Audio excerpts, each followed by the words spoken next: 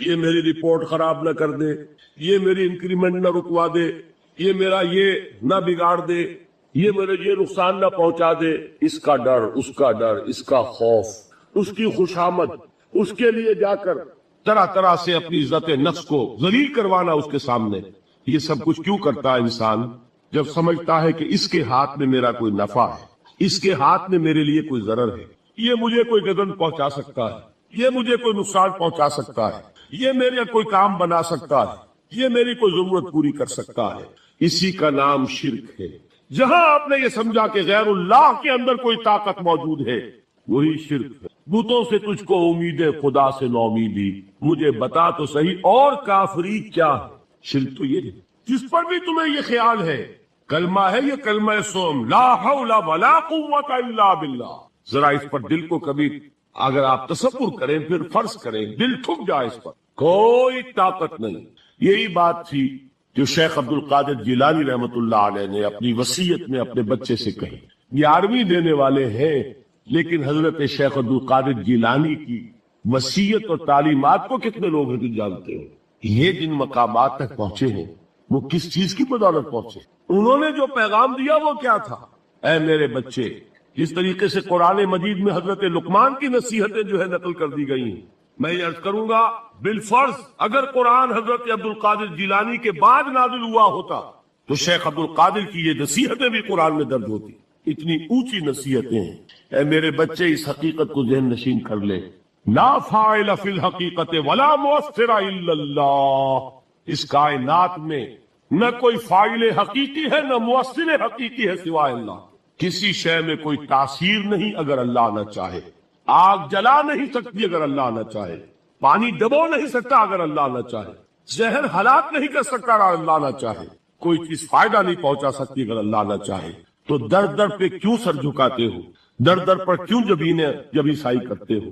سب کے سامنے کیوں ہاتھ پھیلاتے ہو؟ ایک اللہ سے مانگو، ایک اللہ کے سامنے جبین سر پر زمین پر اپنی جبین رکھو. لا فاعل فی الحقیقت ولا مؤثر الا اللہ. نظر آتا ہے ہمیں کہ پانی پیاس بجھا دیتا ہے. پیاس بجھانے کی صلاحیت پانی میں نہیں ہے، اللہ کے اذن سے. کھانا بھوک مٹا دیتا ہے، بھوک مٹانے کی صلاحیت کھانے میں نہیں ہے، اذن رب میں. دیکھیے یہی یقین تھا. حضرت موسیٰ علیہ السلام کا واقعہ یاد کیجئے. سامنے سمندر آ گیا ہے، قوم دیکھتی ہے پیچھے کہ گرد و غبار کا طوفان. معلوم ہوا کہ فرعون اپنے لشکر سمیت آ گیا. لشکر جب چلتا تھا تیز رفتاری کے ساتھ تو گرد و غبار کا جو طوفان اٹھتا تھا اس کا تصور کی، اور لمحہ بلمحہ وہ قریب آ رہا ہے. پوری قوم نے کیا کہا؟ اے موسیٰ انا لمدرکون، اے موسیٰ ہم کو پکڑے گئے. قرآن مجید نے تو یہاں وہ باتیں نہیں لکھی ہیں، لیکن تورات میں یہ درج ہے کہ بنی اسرائیل جھگڑنے لگے، دست و گریبان ہو گئے موسیٰ کے ساتھ. موسیٰ ہمیں یہاں مروایا لا کر، اس سے تو ہم وہی بہتر تھے. وہاں کھانے کو ملتا تھا، زندگی تو تھی، بیگار ہم کر رہے تھے، موت تو نہیں تھی. اب جو کچھ ہوگا اس کا تصور کرو، جس طریقے سے ہمارے ٹکڑے اڑائے جائیں گے. تو لڑ رہے ہیں حضرت موسیٰ علیہ السلام سے. یہ تورات کی تفصیل ہے. قرآن میں صرف اتنا آیا ہے، پریشان ہو کر انہوں نے کہا انا لمدرکون، موسیٰ ہم کو پکڑے گئے. اس وقت موسیٰ کا جواب کیا ہے؟ کلا ان معی ربی سیہدین، نہیں، میرے ساتھ میرا رب ہے، وہ راستہ دے گا. بتائیے کہاں راستہ نظر آ رہا؟ یہ ہے ایمان بالغیب. راستہ نظر نہ آئے تب اللہ پر یقین ایمان ہے. جیب میں پیسے ہو اور تب دل کو اطمینان ہے، تو ایمان کس پر ہوا؟ پیسے پر، اللہ پر نہیں. جب وسائل و ذرائع نہ ہو اور پھر یقین ہو کہ اللہ مسبب الاسباب ہے، وہ اسباب کا پابند نہیں ہے، وہ اسباب کا محتاج نہیں ہے، اسباب اس کے محتاج ہے. اگر یہ یقین ہے تو اللہ پر ایمان ہے. یہ نہیں ہے تو تمہارا ایمان اسباب پر ہے، وسائل پر ہے، ذرائع پر ہے، مادیات پر ہے، اللہ پر نہیں. اس وقت کہاں راستہ تھا؟ تو راستہ تھا سمندر ہے اور ادھر سے لشکر آ گیا ہے. کلا ان معی ربی سیہدین. اب دیکھیے ایمان کہہ دینا آسان ہے، ہوا معکم اینما کنتم، جہاں کہیں بھی تم ہوتے ہو اللہ تمہارے ساتھ ہوتا ہے. لیکن اس کا یقین قائم ہو جائے تو زمین و آسمان کا فرق واقع ہو جائے. الف لام میم یہ حروف مقطعات ہیں جن کے بارے میں اجمالی گفتگو سورہ بقرہ کے آغاز میں ہم کر چکے ہیں. اللہ لا الہ الا هو الحی القیوم، یہ الفاظ آیت الکرسی کے آغاز میں سورہ بقرہ میں آ چکی۔ ایک بات نوٹ کر لیجئے کہ ایک حدیث میں آتا ہے کہ اللہ کا ایک اسم اعظم ہے کہ جس کے حوالے سے اگر کوئی چیز اللہ سے مانگی جائے تو وہ ضرور دیتا ہے، لیکن اس کو حضور نے بتایا نہیں کہ وہ اسم اعظم کون سا ہے۔ کچھ اشارے کیے، جیسے رمضان میں ایک شب ہے لیلۃ القدر جو 1000 مہینوں سے افضل ہے، تعین کے ساتھ نہیں بتایا وہ کون سی، تاکہ تلاش کرو، زیادہ ذوق و شوق کا معاملہ ہو۔ لیکن جو اشارات آپ نے کیے ہیں اس سے اندازہ ہوتا ہے، کیونکہ یہ فرمایا گیا کہ یہ 3 صورتوں میں ہے، سورہ بقرہ میں، سورہ آل عمران میں اور سورہ طٰہٰ میں۔ وہ الفاظ الحی القیوم جو مشترک ہیں، سورہ بقرہ میں آیت الکرسی میں آئے ہیں، آل عمران بھی یہاں دوسری آیت میں موجود ہے، اور سورہ طٰہٰ کے بھی شروع کے اندر موجود ہے۔ نزل علیہ، میں نے جو آپ کو بڑے بڑے حکمت کے موتی اور بڑے بڑے پھول آپ کو گنوائے ہیں، آیت الآیات، آیت البر، آیت الاختلاف، اور اب یہ ہے آیت الکرس، توحید کے عظیم ترین خزانوں میں سے، یہ سیدت و آیات القرآن۔ حضور نے فرمایا یہ تمام آیات قرآنی کی سردار ہے۔ جس طریقے سے آیت بر اور سورۃ العصر میں ایک نسبت ہے کہ ہدایت اور نجات کی شرائط ساری کی ساری ایک چھوٹی سی صورت میں اللہ نے جمع کر دی، والعصر ان الانسان لفی خسر الا الذین آمنوا وعملوا الصالحات وتواصوا بالحق وتواصوا بالصبر، لیکن اس کی تفصیل ایک آیت میں آئی، وہ آیت البر ہے۔ چنانچہ جو منتخب نصاب ہم نے مرتب کیا ہے دعوت قرآن کے لیے، میں پہلا درس سورۃ العصر کا ہے اور دوسرا درس آیت البر کا ہے۔ جو نسبت سورۃ العصر میں ہے کہ وہ سورت ہے، یہ آیت ہے، لیکن اس آیت میں کئی صورتیں نکل سکتی ہیں، حجم کے اعتبار سے سورۃ العصر کے برابر۔ یہی نسبت ہے سورہ اخلاص میں، 4 آیتیں، توحید کا عظیم ترین خزانہ، اور یہ آیت الکرسی، یہ آیت ہے سورہ اخلاص، اس میں 4 بن جائیں گی حجم کے اعتبار سے، لیکن اسے حضور نے ثلث قرآن قرار دیا ہے۔ توحید کے موضوع پر جامع ترین سورۃ الاخلاص، لیکن توحید اور خاص طور پر توحید فی الصفات کے موضوع پر عظیم ترین آیت کی آیت الکرسی۔ اللہ لا الہ الا ہو، اللہ وہ معبود برحق ہے جس کے سوا کوئی الہ نہیں، بڑا کیٹیگوریک۔ الحی القیوم، وہ زندہ ہے از خود اور باخود، اس کی زندگی مستعار نہیں ہے۔ وہ جو کہا ہے کہ مانگ کے لائے تھے 4 دن، 2 آرزو میں کٹ گئے، 2 انتظار میں، عمر دراز مانگ کے لائے تھے، اللہ کی زندگی ہے، اس کی از خود زندگی کسی کی دی ہوئی نہیں، اور اس زندگی میں کوئی ضعف نہیں، کوئی کمزوری نہیں، کوئی احتیاج نہیں، آگے آ جائے گا، نہ اسے نیند آتی ہے نہ اونگ آتی ہے۔ قیوم، صرف اپنی جگہ وہ زندہ جاوید ہستی ہے، اور باقی ہر شے کا وجود اس کے حکم سے قائم ہے، کوئی شے قائم نہیں ہے بغیر اس کے اذن کے۔ تو گویا کہ احد اور الصمد، اللہ اپنی جگہ احد، لیکن باقی پوری کائنات کے لیے صمد ہے، جو سورہ اخلاص میں 2 الفاظ آئے ہیں، قل هو اللہ احد اللہ الصمد۔ اللہ حی ہے اور قیوم، لا تاخذہ سنۃ ولا نوم، اس پر غالب نہیں ہو سکتی نہ نیند نہ اونگ۔ لہ ما فی السماوات و ما فی الارض، آسمانوں اور زمین میں جو کچھ ہے اسی کا ہے، ملکیت تامہ، ملکیت حقیقی اس کی۔ من ذا الذی یشفع عندہ الا باذنہ، کون ہے وہ جو شفاعت کر سکے اس کے پاس مگر اس کی اجازت سے۔ اب یہ مقام آیا ہے سورہ بقرہ میں پہلی مرتبہ، 3 مرتبہ کیٹیگوریکل ڈینائل کے بعد، کوئی شفاعت نہیں، کوئی شفاعت نہیں، کوئی شفاعت نہیں۔ یہاں بھی جو انداز ہے بہت ہی جلالی انداز ہے، منظر نبی کس کی یہ حیثیت ہے، کس کا یہ مقام ہے، کس کو یہ روڑ حاصل ہے کہ وہ اپنے اختیار کے بل پر، تو اپنی حیثیت کی بنیاد پر شفاعت کر سکے، ہاں جس کے لیے اللہ اجازت۔ استثناء کے ساتھ شفاعت کا یہاں پر پہلی مرتبہ آیا، ورنہ سورہ بقرہ کے 6 رکوع کی دوسری آیت، وَاتَّقُوا اللَّهَ وَلَا تَجْزِي نَفْسٌ عَن نَفْسٍ شَيْئًا وَلَا يُقْبَلُ مِنْهَا شَفَاعَةٌ وَلَا يُؤْخَذُ مِنْهَا عَدْلٌ وَلَا هُمْ يُنصَرُونَ۔ 15 رکوع کی دوسری آیت، وَاتَّقُوا يَوْمًا لَا تَجْزِي نَفْسٌ عَن نَفْسٍ شَيْئًا وَلَا يُقْبَلُ مِنْهَا عَدْلٌ وَلَا تَنفَعُهَا شَفَاعَةٌ وَلَا هُمْ يُنصَرُونَ۔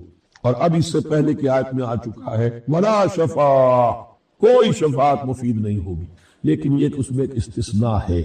اب یہ ذرا باریک مسئلہ ہے کہ شفاعت حقہ کیا ہے، شفاعت باطلہ کیا ہے، تو دورہ ترجمہ قرآن میں اتنی تفاصیل کے ساتھ بحث نہیں کی جا سکتی، وہ ایک علیحدہ موضوع ہے۔ حال ہی میں نے اس پر اپنے درس ریکارڈ کرا دیے۔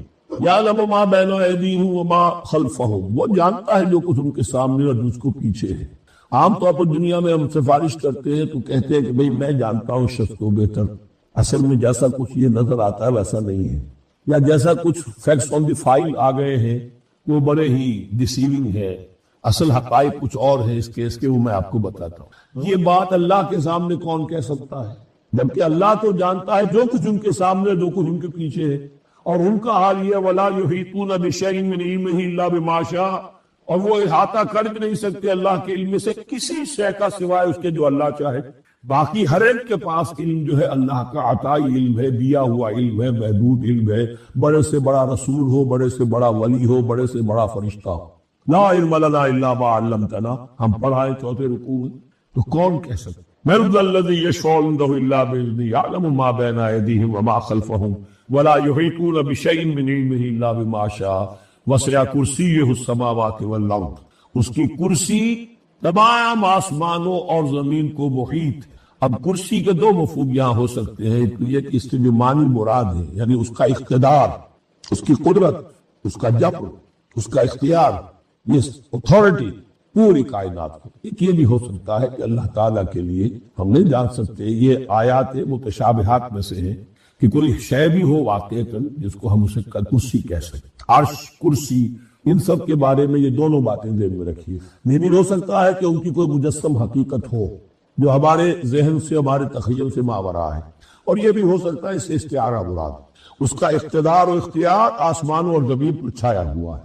اس وقت یہ ہے کہ اصل نماز یہی ہے، یہ سورہ فاتحہ۔ چنانچہ میں آپ کو حدیث سنا رہا ہوں جو صحیح بخاری میں بھی ہے، صحیح مسلم میں بھی ہے، جامع ترمذی میں بھی ہے، سنن ابی داؤد میں بھی ہے، سنن نسائی میں بھی ہے، اور بہت سی کتابوں میں موجود۔ اور یہ عن عبادہ بن صامت رضی اللہ تعالی عنہ، حضرت عبادہ بن صامت سے مرفوعا کہ حضور نے فرمایا لا صلاۃ لمن لم یقرأ بفاتحۃ الکتاب، اس شخص کی کوئی نماز نہیں ہے جس نے کہ سورہ فاتحہ کی تلاوت نہیں کی۔ اب اس سے ہمارے ہاں ایک بڑا اختلاف پیدا ہوا، وہ نوٹ کر لیجیے۔ ایک رائے یہ ہے آپ اگر علیحدہ نماز پڑھ رہے ہیں تو ظاہر بات ہے کہ آپ کو ہر رکعت میں خود پڑھنی ہی پڑھنی ہے سورہ فاتحہ۔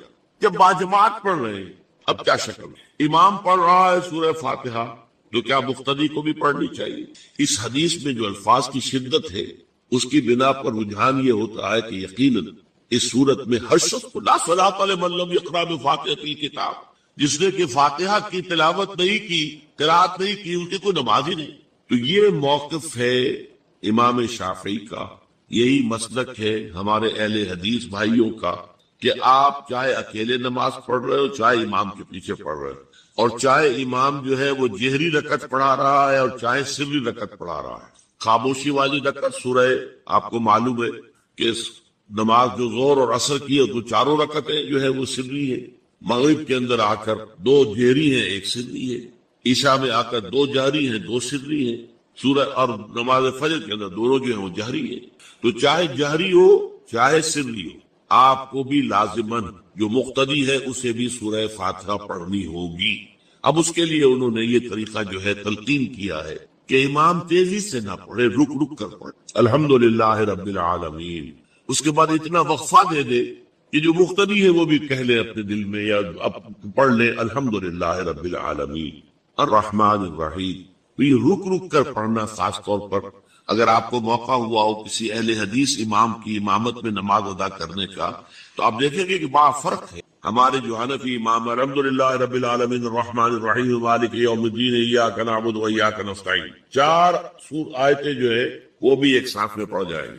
لیکن یہ کہ عام طور پر جو اہل حدیث حضرات ہیں وہ رک رک کر ٹھہر ٹھہر کر پڑھتے ہیں، ترتیل کے انداز میں پڑھتے ہیں۔ یا پھر دوسری شکل انہوں نے ایک اور کی، یہ آپ سعودی عرب میں جب کبھی نماز پڑھیں گے اور آپ پڑھی ہو آپ نے، تو وہاں آپ دیکھیں گے کہ امام جو ہے وہ سورہ فاتحہ پڑھنے کے بعد کوئی 1 منٹ جو ہے خاموش ہے، تاکہ آپ اب جو مقتدی ہیں وہ اس وقفے میں وہ اب سورہ فاتحہ پڑھ لیں، پھر وہ قرات کرے گا، کوئی اور آیات اس نے شامل کرنی ہے تو بعد میں شروع کرے گا، درمیان میں وقفہ ہو۔ لیکن ایک مسلک یہ ہے، اور یہ مسلک جو ہے یہ در حقیقت قرآن مجید کی ایک آیت کے اوپر مبنی۔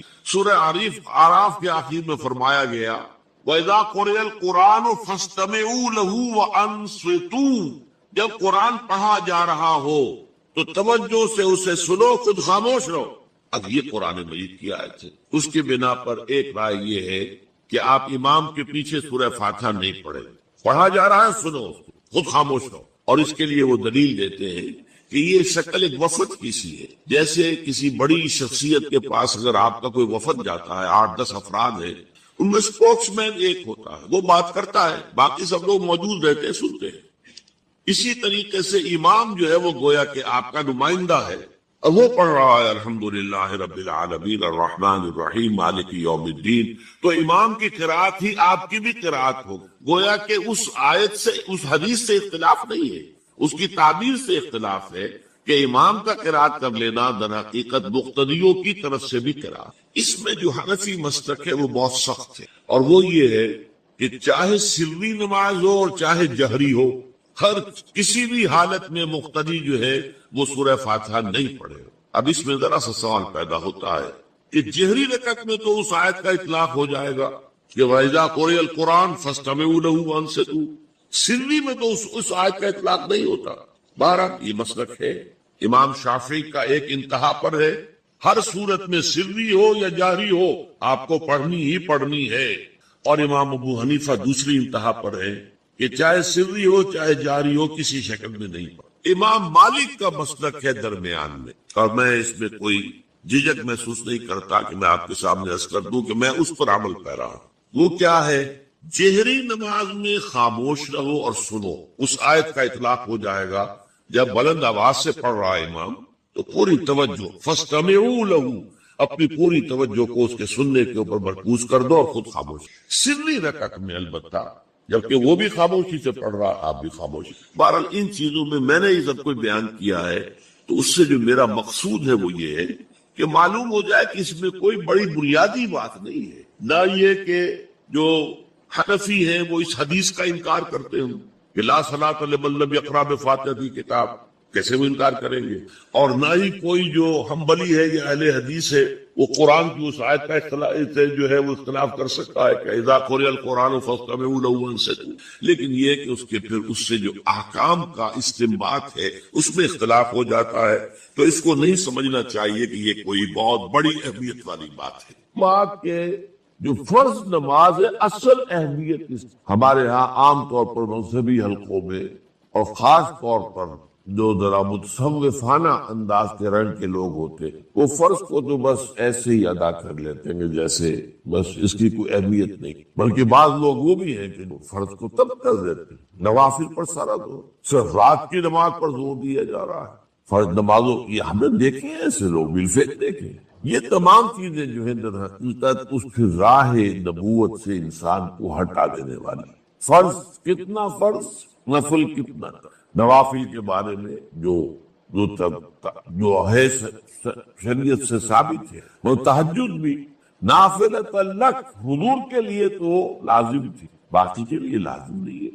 جو قیام اللیل شروع میں تھا وہ لازم نہیں ہے. ہاں رمضان مبارک میں اس کی تشریح ہے، ترغیب. وہ خاص ایک مہینہ ہے، اس میں دن میں کھانا پینا جو ہے وہ حرام کیا گیا، تو رات کو 2/3 رات یا 1/3 کم سے کم 1/3 رات جاگو اللہ کے قرآن کے ساتھ، اللہ کی کتاب کے ساتھ. تو یہ اصل میں جو توازن ہے یہ جو ہے بہت ضروری. ارأیت اذا صلیت الصلوات مکتوبات، حضور آپ نے دیکھا، غور فرمائیے کہ اگر میں جو فرض نمازیں ہیں وہ ادا کروں. اب مثلا ایک حدیث مجھے اور یاد آئی، فرض نماز کی اہمیت کو بیان کرنے کی حضور نے فرمایا جس شخص نے عشاء کی نماز بھی جماعت کے ساتھ ادا کی اور پھر فجر کی نماز بھی جماعت کے ساتھ ادا کی، اس کے لیے پوری رات کا قیام رکھتی. فرض کی ہے.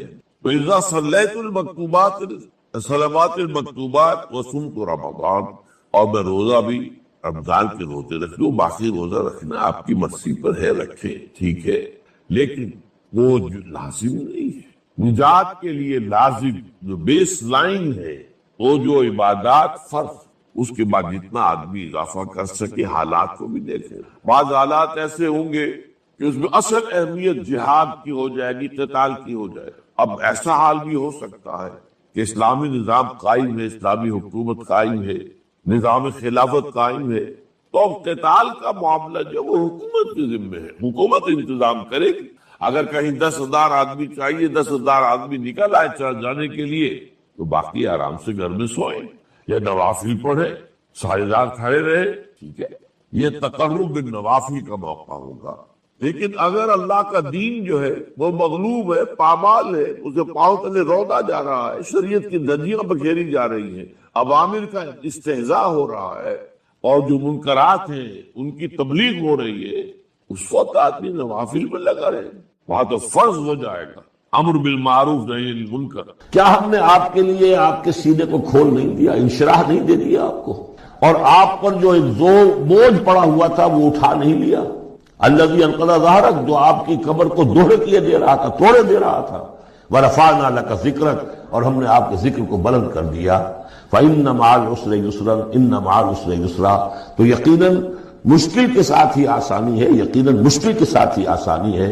فإذا فرغت فانصب وإلى ربک فارغب، تو جب آپ فارغ ہو جائیں تو پھر یہ کہ خوب کمر کس لیجیے، محنت کیجیے اور اپنے رب کی طرف راغب ہو جائیے۔ یہ مشکلات القرآن میں سے ہے۔ عام طور پر سمجھتے ہیں لوگ کہ جو مشقتیں تھیں دعوت و تبلیغ میں، اور جو آپ کے اوپر جو لوگ فکرے چست کر رہے تھے اس کی وجہ سے آپ کو یہ رنج ہو رہا تھا، تو یہاں اصل میں یہ بات نہیں ہے، وہ بھی ہے اپنی جگہ پر، حقیقت میں بات کون سی ہے؟ اور کیونکہ یہ بھی معلوم ہے کہ یہ بالکل ابتدائی زمانے کی صورتیں ہیں، لہذا اس دور میں تو ابھی اس طریقے کا جو ہے کوئی بہت زیادہ پرسیکیوشن بھی نہیں تھی، بہت زیادہ مخالفت بھی نہیں تھی، اس سے کہیں زیادہ بڑے مراحل سے آپ کو گزرنا پڑا ہے۔ 3 سال کی جو بھی شیب بنی ہاشم کی قید ہے وہ بات کی بات ہے، جو یوم طائف آ رہا ہے وہ اس کے بہت بعد کی بات ہے، یوم احد بہت بعد میں آ رہا ہے۔ یہ اصل میں کیا ہے، جس شخص کو اللہ تعالیٰ نبوت دیتا ہے اس کی سب سے زیادہ جو خواہش ہوتی ہے وہ اللہ کے ساتھ لو لگا کر بیٹھا، اور رسالت کا فریضہ ایسا ہے کہ جاؤ خلق خدا کو ہدایت کا راستہ دکھاؤ۔ اب کہاں وہ کیفیت، دن ڈھونڈتا ہے پھر وہی فرصت کے رات دن بیٹھے رہے تصور جانا کیے ہوئے، کہاں اللہ کی طرف رخ کر کے اللہ کا بندہ کھڑا ہے رات کے وقت، کیا اس کی کیفیت ہے، اس کے قلب کی، اس کی روح کی، کیا انشراح ہے، کیا انبساط ہے، کن بلندیوں پر اس وقت وہ ہے، کس روحانی وسعتوں کے اندر جو ہے وہ اس وقت تیراکی کر رہا ہے، اور کب جا رہے کسی نے کہہ دیا پاگل ہے، کسی نے کہہ دیا کہ یہ تو مجنون ہے، دیکھو ذرا یہ شخص ہے جو کہتا ہے آپ کے معبودوں کو کہ یہ غلط ہے، اب اس کا ایک تقدر ہو رہا ہے دل کے، کہاں وہ کیفیت۔ علامہ اقبال نے اسے لکھا ہے، 4th لیکچر ہے ان کا جو خطبات میں سے، شیخ عبدالقدوس گنگوہی رحمۃ اللہ علیہ کا قول دیا ہے۔ وہ کہیں کسی کیفیت میں بیٹھے ہوئے تھے اسی طرح مراقبے میں، اچانک اقامت کی آواز آ گئی، اب جماعت کھڑی ہوگی، تو وہ آرہا کھڑا ہونا ہے، وہ تو نماز میں تو جانا ہے، تو کہا کیا، جھنجھلا کر کہا، حضوری سے نکال کر دربانی میں کھڑا کر دیا۔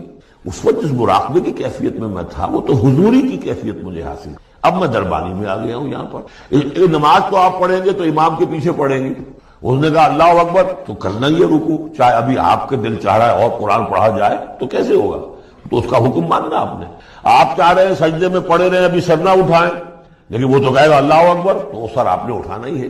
تو وہ ایک اور نظام ہے، وہ نظام با جماعت ہے، اس سے ایک جماعت کی تشکیل جو ہے وہ مطلوب ہے، اور ایک ہے انسان کا اپنا روحانی طرف ہو، اس کے کچھ اور تقاضے ہو۔ تو جیسے حضرت موسیٰ سے کہا گیا، ہر دفعہ آپ نے دیکھا اذهب الى فرعون انه طغى، اور وہ اگر وہیں پر رہتے ڈیرا لگا دیتے، ہر وقت گفتگو ہو رہی ہے، مخاطبہ مکالمہ مل رہا ہے، تو جو لذت اس میں تھی، اس کے اندر جو ہے وہ جو مشقت ہے وہ یہ تھی۔ رفتہ رفتہ پھر آپ کا مزاج اس کا خوگر ہوا، اور پھر یہ کہ جب اللہ تعالیٰ نے اس میں بہت سے لوگوں کو بھی شامل کر دیا، پھر وہ جو تسکین پیدا ہوئی کہ ایک شخص وہ ہوتا ہے جو اکیلا، اس کو مولانا روم نے بڑی خوبصورتی سے بارش کا ایک بتایا ہے مثال، کہ بارش میں ایک مرحلہ ہوتا ہے کہ سمندر سے بخارات اوپر جا رہے ہیں، نہایت صاف شفاف، اس میں تو کوئی قدورت نہیں ہوتی، وہ تو ڈسٹلڈ واٹر جا رہا ہے، وہ اوپر گیا، پھر وہ گیا، اس نے بارش کی شکل اختیار کی، جب بارش کو بن کر وہ گرا ہے تو اس نے اب فضا کو بھی دھو دیا، تو فضا کی قدورت اپنے اندر لی نا، فضا کو صاف کر کے وہ آیا نیچے، زمین کا بھی گند صاف کرتا ہے، صاف کر کے اور وہ گند لے کے دریا میں شامل ہوا، اور پھر گیا اور سمندر میں جا کر گند اس نے وہاں چھوڑا، پھر وہ پاک ہو کر صاف ہو کر بڑی ہی یعنی لطیف شکل میں پھر یہ ہو رہی ہے، یہ ہے ایک سیر الی اللہ، اللہ کی طرف بہا جا رہا ہے، رات کو اللہ کا بندہ کھڑا ہے اور اللہ سے مناجات ہو رہی ہے، یہ وہ ہے بخارات کا اوپر اٹھنا، نہایت پاکیزہ لطیف کیفیت۔ اور جب آپ آئے ہیں تو بارش کے مانند ہے، اب آپ دھو رہے ہیں، تو جو دھو رہے ہیں اس سے خود اپنے آپ کو بھی تقدر ہوتا ہے، کسی نے کچھ کہہ دیا، کسی نے کچھ کہہ دیا، کسی نے کچھ کہہ دیا، کسی نے فکرہ چست کر دیا. اب آپ کو ضرورت ہے کہ پھر ذرا اپنے آپ کو بھی صاف کریں دوبارہ، پھر رات کو کھڑے ہو جائیں. سیر الی اللہ، سیر فی اللہ، سیر عن اللہ الی اللہ، یہ جو ہے جو تبلیغ کا اور فریضہ رسالت ہے، یہ بھی سیر الی اللہ ہے نتیجے کے اعتبار سے، لیکن اس وقت عن اللہ ہے، اللہ کی طرف تو پشت ہو گئی. اب دیکھیے جب آپ نماز میں کھڑے ہیں تو رخ کدھر ہے؟ اللہ کی طرف. جا رہے ہیں تبلیغ کے لیے تو اللہ کی طرف تو پشت ہو گئی. اب تو آپ جا رہے ہیں تو خلق کی طرف آپ کا رخ ہے، اللہ کی طرف تو پشت ہے. اس حوالے سے وہ عروج ہے، یہ نزول ہے، اور یہ نزول جو ہے یہ بڑا شاق گزرتا ہے کسی ایسے شخص پر جسے عروج کی لذت حاصل ہو گئی. یہ ہے وہ سختی. الم نشرح لك صدرك ووضعنا عنك وزرك الذي انقض ظهرك ورفعنا لك ذكرك فإن مع العسر يسرا ان مع العسر يسرا فإذا فرغت فانصب.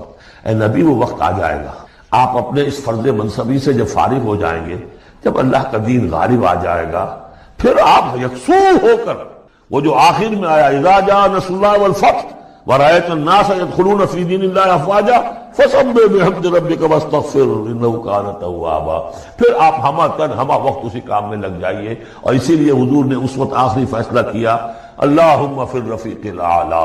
بس اب میں فارغ ہوا اور اب میں مزید تاخیر نہیں چاہتا. حالانکہ نبیوں کو یہ آپشن ملتا ہے، اگر آپ ابھی چاہیں تو اور رہ سکتے ہیں دنیا میں، یہ آپشن ملا ہے. چنانچہ حضور نے اپنے مرض وفات میں جو خبر دی آ کر، جب آپ نے نماز پڑھائی ہے، بیماری میں ذرا سی کبھی ہوئی تھی، باہر آپ آئے ہیں، حضرت ابوبکر نماز پڑھا رہے تھے، حضرت ابوبکر کے پاس جا کر آپ جو ہے بیٹھ گئے. اب حضرت ابوبکر جو ہے وہ اقتدا کر رہے ہیں حضور کی، اور پوری جماعت کر رہی ہے اقتدا حضرت ابوبکر کی. یہ نماز ہے آخری باجماعت نماز. اس میں حضور نے فرمایا اللہ نے اپنے بندے کو ایک آپشن دی ہے، ایک اختیار دیا ہے.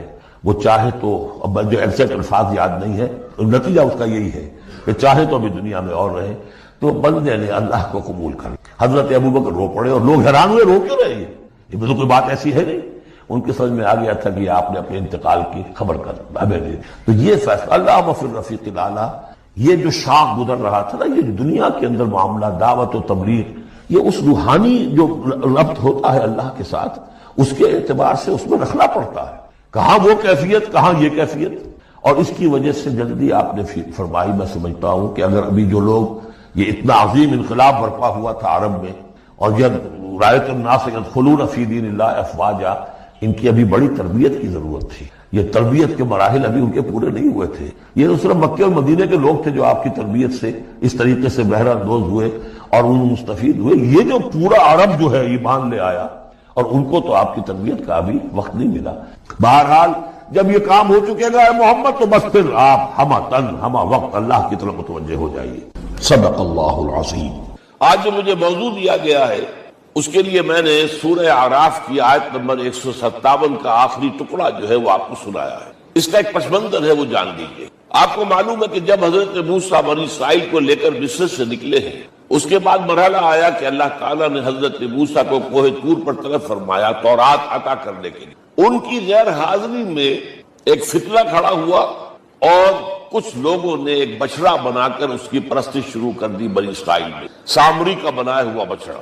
جب حضرت موسیٰ واپس آئے انہوں نے یہ دیکھا تو بہت غضبناک ہوئے، اور پھر اللہ تعالیٰ کے حکم سے فیصلہ ہوا کہ 12 قبیلوں میں سے جن لوگوں نے بھی یہ شرک کیا ہے ان کو انہی قبیلوں کے لوگ خود قتل کریں. کئی ہزار اسرائیلی قتل ہوئے. یہ بہت بڑا یوں سمجھیے کہ پرج ہوا ہے اس قوم کے اندر. اس کے بعد پھر مزید اللہ تعالیٰ کی خدمت میں استغفار کے لیے حضرت موسیٰ علیہ السلام اپنے 70 بڑے بڑے سردار جو تھے 12 قبیلوں کے، ان کو لے کر حاضر. وہاں انہوں نے استغفار کیا اور ایک دعا کی، پروردگار وَاكْتُبْ لَنَا حَسَنَةً فِي الدُّنْيَا وَالْآخِرَةِ، ہمارے لیے نیکی کا اندراج کر دے دنیا میں بھی آخرت میں. جواب ملا اللہ تعالیٰ کی طرف سے، دیکھو عذاب تو میں جس کو چاہوں گا دوں گا، اور ویسے میری رحمت ہر شے کے ساتھ موجود ہے، ہر شے کا وجود میری رحمت سے، لیکن ایک میری خاص رحمت ہے جو میں لکھ رکھوں گا ان لوگوں کے لیے جو میرے نبی امی آخری رسول ان پر ایمان لائیں گے صلی اللہ علیہ وسلم. وہ جب آئیں گے اور وہ نیکی کا حکم دیں گے، بدی سے روکیں گے، پاکیزہ چیزوں کو حلال قرار دیں گے، ناپاک چیزوں کو حرام قرار دیں گے. نوع انسانی کے اوپر جو بوجھ تھے جو اس وقت ہوں گے ان کو اتاریں گے. وہ جب آئیں گے تو جو لوگ فالذین آمنوا بہ نمبر 1، وعزروہ نمبر 2، ونصروہ نمبر 3، واتبعوا النور الذی انزل معہ اولئک هم المفلحون. جو لوگ ان پر ایمان لائیں گے ان کی تعظیم اور توقیر کریں گے، ان کی مدد کریں گے، اور جو نور ان کے ساتھ نازل کیا جائے گا یعنی قرآن، اس کی پیروی کریں گے، وہ ہوں گے جو فلاح پانے والے ہوں گے. میری خصوصی رحمت سے حصہ ان کو ملے. اب یہاں پہلے تو دعا کر لیجیے اللہم ربنا اجعلنا منہم، اے اللہ ہم سب کو ان میں شامل فرما جو تیرے نبی کے ساتھ تعلق کی ان 4 بنیادوں کی شرائط کو پورا کر سکے، تقاضوں کو پورا کر سکے. اب ذرا ان میں سے ایک ایک کو لیجیے. ایمان جانی پہچانی چیز ہے، ایمان جسے کہتے ہیں، اس کی تشریح میں جانے کی ضرورت نہیں، وقت بھی محدود ہے، لیکن ایک بات سمجھنے کی ہے بہت ضروری. ایمان کے 2 لیول ہیں. ایک قانونی ایمان ہے جس کی بنا پر ہم ایک دوسرے کو مسلمان سمجھتے ہیں. اس کا تعلق اقرار باللسان کے ساتھ ہے، زبان سے کہنا اشہد ان لا الہ الا اللہ وحدہ لا شریک لہ واشہد ان سیدنا و مولانا محمد عبدہ ورسولہ. کوئی ہندو تھا، سکھ تھا، پارسی تھا، عیسائی تھا، یہ کلمہ کہے اور اسلام میں آ گیا. لیکن یہ زبانی کلامی ایمان جو ہے یہ انسان کی سیرت و کردار پر اثر انداز نہیں ہو. یہی وجہ ہے آج ہم دیکھ رہے ہیں مسلمان ہی جھوٹ بھی بول رہا ہے، مسلمان ہی بے ایمانی بھی کر رہا ہے، مسلمان ہی خیانت بھی کر رہا ہے، مسلمانوں کے لیڈر بلینز کی خیانت کر رہے ہیں. یہ کون سب مسلمان ہیں؟ وہ اس کی وجہ کیا ہے کہ ہم صرف قانونی مسلمان ہیں اور ہمارا ایمان قانونی ایمان ہے. اس کے لیے اسلام کا لفظ قرآن میں آیا ہے سورہ حجرات میں، قالت الاعراب آمنا قل لم تؤمنوا ولکن قولوا اسلمنا. اے نبی یہ بدو کہہ رہے ہیں ہم ایمان لے آئے، ان سے فرما دیجئے تم ہرگز ایمان نہیں لائے ہو، یوں کہو کہ ہم مسلمان ہو گئے ہیں. ولما يدخل الايمان في قلوبكم، ابھی تک ایمان تمہارے دلوں میں داخل ہے. بہرحال اللہ کا شکر ہے اس نے ہمیں مسلمانوں میں پیدا کر دیا، ورنہ ہم میں سے کتنے ہوتے اگر کہیں اور پیدا ہو گئے ہوتے تو نعمت اسلام سے بھی ہم بہرہور ہو سکتے. کیا کر سکتے؟ اصل ایمان ہے جب وہ دل میں داخل ہو جائے، یقین بن جائے. اسی لیے بچپن میں یاد کیا ہوگا ایمان مجمل آمنت باللہ کما ہوا باسمائہ وصفاتہ وقبلت جمیع احکامہ اقرار باللسان وتصدیق بالقلب. جب تصدیق بالقلب ہوگی تو اب اس کے تقاضے جو ہیں عملی پیدا ہوں گے. ان تقاضوں میں سے ایک میں 2 حدیثوں کے حوالے سے آپ کے سامنے رکھ رہا ہوں. پہلی حدیث حضرت عبداللہ بن عمرو بن العاص رضی اللہ تعالی عنہ سے مروی، لا یؤمن احدکم حتی اکون ہواہ طبعا لما جئت بہ. دیکھو تم میں سے کوئی شخص مومن نہیں ہو سکتا جب تک کہ اس کی خواہش نفس تابع نہ ہو جائے اس شریعت کے، اس قانون کے، اس ہدایت کے جو میں لے کر آیا ہوں. اگر عملاً تابع نہیں ہوئے تو حقیقتاً مومن نہیں ہو. دل میں جھانکو، Do I really believe that Muhammad is the prophet of Allah? Do I really believe that Quran is the word of God? کبھی جھانکیے گا اندر، جواب ملے گا صحیح. آپ کیا کنوکشن ہے؟ کنوکشن ہو اور پھر حضور کی پیروی نہ ہو، حضور کے احکام کی پابندی نہ ہو، اللہ کے قوانین کی پابندی نہ ہو، کیسے ممکن؟ حضور تو فرماتے صلی اللہ علیہ وسلم ایک ایسی بد اخلاقی اور کج خلقی پر صرف اسے کوئی گناہ کبیرہ بھی نہیں کہیں گے. فرمایا ایک مرتبہ واللہ لا یؤمن واللہ لا یؤمن واللہ لا یؤمن، خدا کی قسم فلاں شخص مومن نہیں ہے، خدا کی قسم فلاں شخص مومن نہیں ہے، خدا کی قسم فلاں شخص مومن نہیں. صحابہ کانپ گئے. کون بدبخت ہے جس کے بارے میں فرمایا جا رہا؟ پوچھا گیا من یا رسول اللہ. جواب سنیے اور اپنے غریبانوں میں جھانکیے.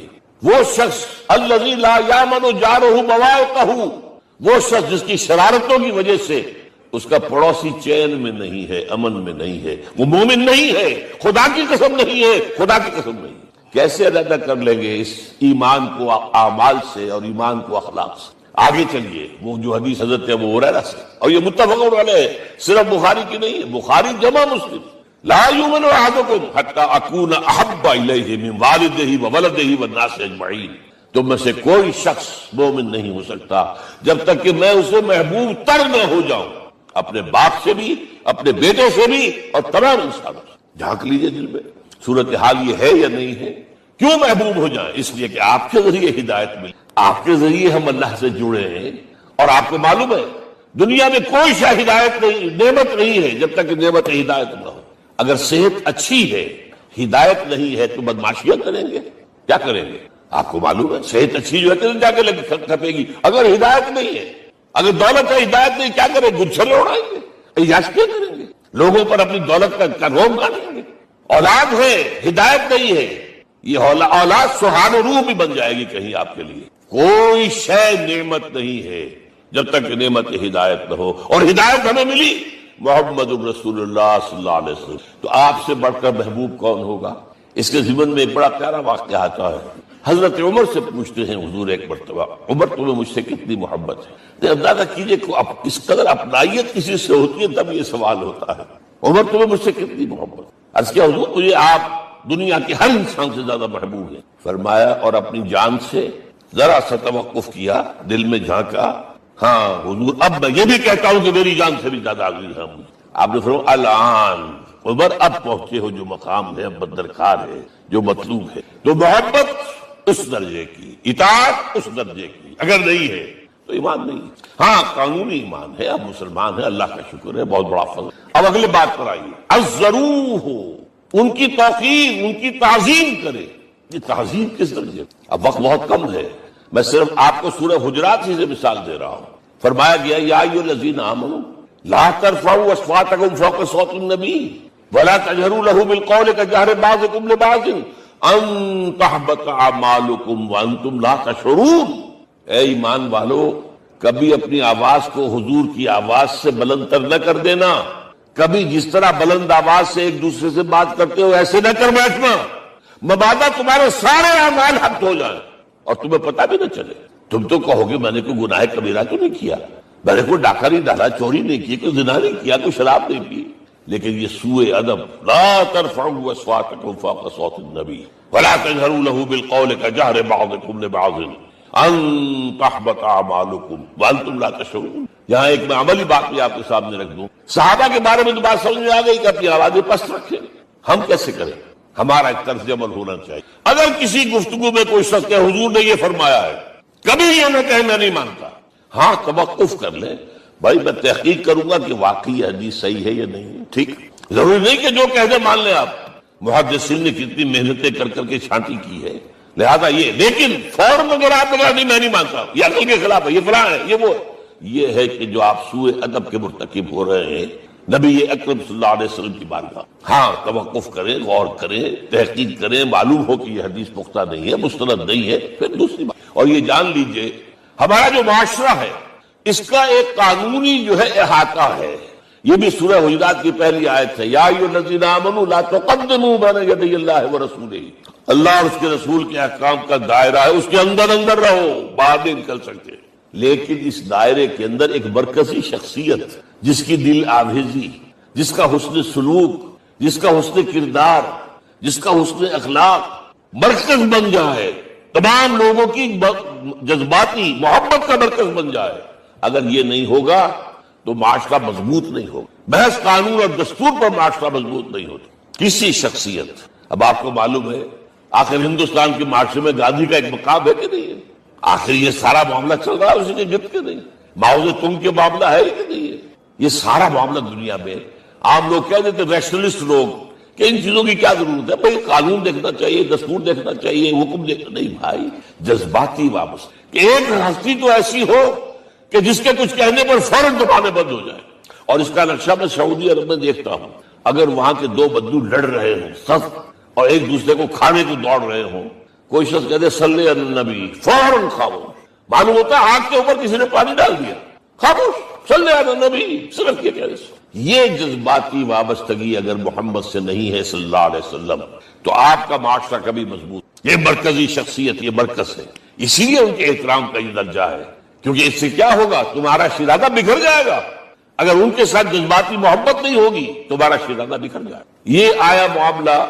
اب میں آپ کو بتانا چاہتا ہوں تعظیم ہمارے ہاں اصل میں بدقسمتی سے، ہم سیرت کی تقریریں کرتے ہیں، حضور کی عظمت بیان کرنے کی کوشش کرتے ہیں، کچھ لوگ تو خیر حضور کی زلفیں ہیں، حضور کی آنکھیں ہیں، حضور کی کملی ہے، حضور کا سایہ نہیں تھا وغیرہ، یہ باتیں اپنی جگہ ہیں، ہر چیز ٹھیک ہے، لیکن یہ جان لیجئے حضور کی اصل عظمت ایک نبی اور رسول کی حیثیت سے ہے، اور وہ شے وہ ہے جہاں جبرائیل کے بھی پر جل رہے ہیں، اس کی حقیقت کون جانتا ہے؟ میں ایک مثال دے رہا ہوں آپ کو کہ حضور 100 میں مثال رکھا کرتے تھے. آج روزہ رکھا، شام کو افطار نہیں کیا، وہ رات کو چل رہا ہے روزہ، اگلے روز پھر وہ کنٹینیو کر رہا ہے شام تک، 2 دن کا 100 میں مثال، 3 دن کا بھی رکھتے تھے.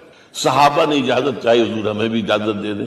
نہیں، آج کے حضور آپ تو رکھتے ہیں، ہمیں منع کرتے ہیں. اب سنیے، ایکم مثلی، تمہیں سے کون ہے مجھ جیسا؟ ابھی تو اندر ربی، میں تو اپنے رب کے پاس رات گزارتا ہوں. ہوا یطعمنی ویسقین، وہ مجھے کھلاتا اور پلاتا ہے. کیا سمجھیں گے ہم؟ کیا ہماری سمجھ میں آئے گا؟ یہ معاملہ نبوت کے جو اسرار و رموز ہیں، ان کا جو مقام اور مرتبہ ہے، وہ کوئی نبی پہچان سکتا، غیر نبی تو پہچان ہی نہیں سکتا. ایک ڈاکٹر کا کیا مقام ہے اپنے فن میں، وہ کوئی ڈاکٹر نہیں سمجھ سکے گا نا، غیر ڈاکٹر کہاں سمجھے گا؟ اور حقیقت میں وہی سمجھے گا جو اس سے بھی اوپر کا ڈاکٹر ہے. نیچے والا تو نہیں سمجھ سکتا. جو کمتر ہے وہ تو صرف اوپر دیکھے گا اللہ اللہ خیر صلی اللہ، جو اوپر ہے اور ظاہر ہے محمد سے اوپر کوئی نہیں صلی اللہ علیہ وسلم. یہی وجہ ہے، دیکھیے شیخ سعدی کو کیا کہنا پڑا، یا صاحب الجمال و یا سید البشر من وجهك المرير قد نور القمر لا يمكن الثناء كما كان حقه بعد خدا بزرگ توئی قصہ مختصر. اے محمد صلی اللہ علیہ وسلم، آپ کی ثنا جیسے کہ حق ہے ہو ہی نہیں سکتی. غالب اس سے بھی آگے گیا ہے، میں بات ابھی آپ کو سناتا ہوں شعر اس کا. آپ کی ثنا کا حق ادا ہو ہی نہیں سکتا، بس ہم یہ جانتے ہیں اللہ کے بعد آپ کا مقام. غالب جو آگے گیا ہے کہتا ہے، غالب ثنائے خواجہ بیزدان گذاشتیں کہاں ذات پاک مرتبہ دان محمد است. اے غالب، ہم نے تو حضور کی ثنا کو اللہ کے حوالے کر دی ہے، اس لیے کہ وہی ذات پاک جانتا ہے مرتبہ محمد کا کیا ہے صلی اللہ علیہ وسلم. ہم بیان کرنے کی کوشش کریں گے تو توہین کر بیٹھیں گے. ایک لطیفہ ہے، ایک بیچارہ کوئی دیہاتی کے پھنسا ہوا تھا کسی جگہ، تھکا ہوا چل رہا تھا، ڈپٹی کمشنر صاحب جا رہے تھے، کار میں بٹھا لیا. اب اس نے کہا، پتر تینوں اللہ پٹواری کرے. اب اس غریب کے جو ہے اس کے ذہن میں تو پٹواری سے اوپر تو کچھ ہے ہی نہیں. اس کے قلم سے جو ہے ادھر کا انتقال ادھر ہو گیا، ادھر کی طرف ادھر چلی گئی. تو ڈی سی کو وہ تعریف کر رہا ہے، اپنے سمجھ کے مطابق پٹواری کرے. تو ہم کوئی پٹواری والا معاملہ نہ کریں. ہاں، ایک پہلو ایسا ہے جس کے حوالے سے حضور کی عظمت ہماری سمجھ میں آئے گی. حضور ایک انسان کی حیثیت سے کیا تھے، ایک باپ کی حیثیت سے آپ کا کیا طرز عمل تھا. ذرا یاد کیجئے، جگر گوش ہے رسول حضرت فاطمہ بطول رضی اللہ تعالیٰ عنہ، وہ حاضر ہوتی ہے، ابا جان دیکھیے چکی پیس پیس کر یہ گھٹے پڑ گئے میرے ہاتھ میں، یہ کنویں سے پانی لاتی ہوں، مشکی دیکھیے یہاں پر بندیاں پڑ گئی.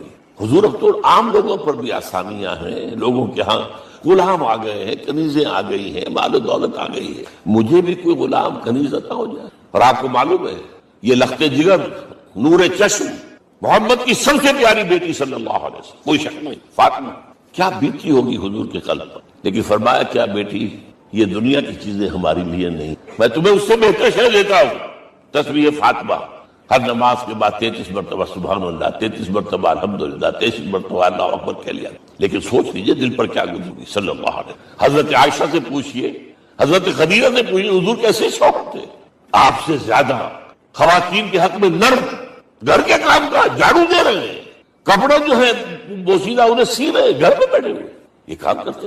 بہرحال ایک بات میں آپ سے عرض کروں، آپ انسان کی جس حیثیت کا بھی ذہن میں تصور کریں گے وہ ساری حیثیتیں محمد میں موجود ہیں صلی اللہ علیہ وسلم. محمد حاکم کی حیثیت سے بھی ہے، محمد سب سالار کی حیثیت سے بھی ہے، محمد قاضی القضات بھی ہیں، محمد ہیڈ آف دی اسٹیٹ بھی ہیں، محمد بیویوں والے بھی ہیں، اولاد والے بھی ہیں، محمد پنج وقتہ امام بھی ہیں، جمعہ کے خطیب بھی ہیں، مدرس قرآن بھی ہیں، مربی بھی ہیں، مزکی بھی ہیں، اور ہر میدان میں بلند ترین مقام.